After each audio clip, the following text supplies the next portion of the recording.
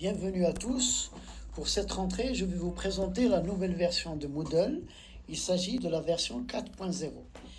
Et dans cette seconde vidéo d'une série destinée aux formateurs en ligne, nous allons voir ensemble comment ajouter du matériel pédagogique sur une page de cours.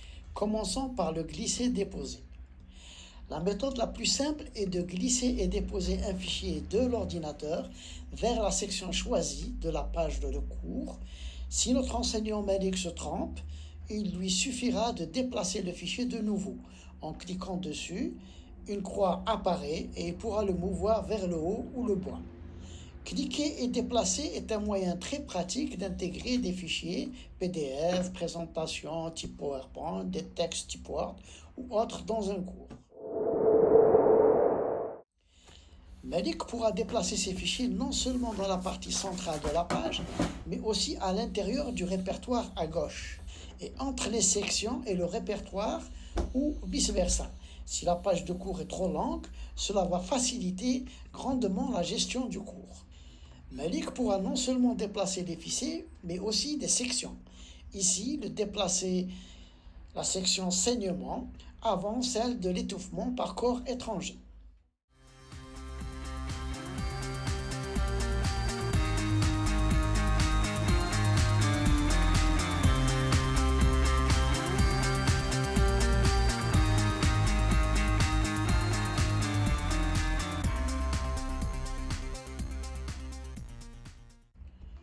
Ajouter une activité ou une ressource à partir de Moodle. Glisser et déposer des fichiers n'est pas la seule manière de déposer des activités et ressources dans Moodle. En cliquant sur « Ajouter une activité ou ressource », Malik a le choix d'un large éventail spécifique à Moodle avec lesquels il pourra enseigner. Toutes ces activités et ressources sont disponibles sur toutes les plateformes, mais Malik pourra en rajouter selon les besoins de son cours à l'aide de plugins qu'il pourra télécharger sur le site de Moodle.org. Nous verrons qu'il y a deux onglets, l'un pour les activités et l'autre pour les ressources. Si Malik clique sur l'onglet ressources, nous voyons ici toutes les ressources en bleu. Les ressources dans Moodle sont statiques. L'étudiant pourra les lire, les visionner ou les écouter. Celles-ci n'engagent pas l'étudiant dans une interaction avec elle. En cliquant sur Fichier, Malik pourra en télécharger et le dossier permettra de les organiser s'il y en a beaucoup. L'URL va envoyer l'étudiant vers une page web externe et ainsi il pourra s'y documenter. Si Malik a des vidéos et du texte, il va utiliser la page, nous y reviendrons. Le livre, quant à lui, est une collection de pages. L'étiquette a de nombreuses utilisations possibles, dont celle d'améliorer le cours par une image ou un texte. Pour avoir plus d'informations sur une ressource, Malik va cliquer sur l'icône i et s'il utilise fréquemment une ressource, il pourra la marquer comme favorite avec l'étoile, ce qui créera un onglet favori. Ici, Malik a ouvert les paramètres d'une page pour donner des informations aux étudiants sur lui-même. Il peut ajouter une description qui, en cochant cette case, va apparaître sur la page de cours. Et en cliquant sur le lien formé par le nom de la page, les étudiants pourront y accéder. Nous voyons ici aussi des points d'interrogation en bleu qui fournissent à chaque fois des informations utiles pour l'item en question. Dans Moodle 4.0, toutes les pages ont en bas à droite un point d'interrogation qui est un lien contextualisé vers l'aide et la documentation de la page où vous vous trouvez. Dans les anciennes versions de Moodle, vous aurez en bas de la page un lien Moodle Doc. Dans le cadre contenu, Malik va insérer un texte, les médias et les liens dont il aura besoin, et ceci à l'aide de l'éditeur Atto de Moodle. Vous pourrez aussi utiliser l'éditeur populaire TinyMCE. Pour cela, il faudra demander à l'administrateur du site de l'activer. L'avantage d'utiliser Atto, c'est la présence de nombreuses fonctionnalités, telles que les liens et l'enregistrement audio ou vidéo. L'utilisation de la page est très bénéfique pour vos étudiants, surtout sur leur smartphone, où ils pourront les lire directement sur Moodle sans utiliser d'autres logiciels. Un autre élément très utile dans Moodle 4 est cette case. Si Malik la coche, ses étudiants seront automatiquement notifiés pour toute modification ou rajout qu'il aura fait sur sa page.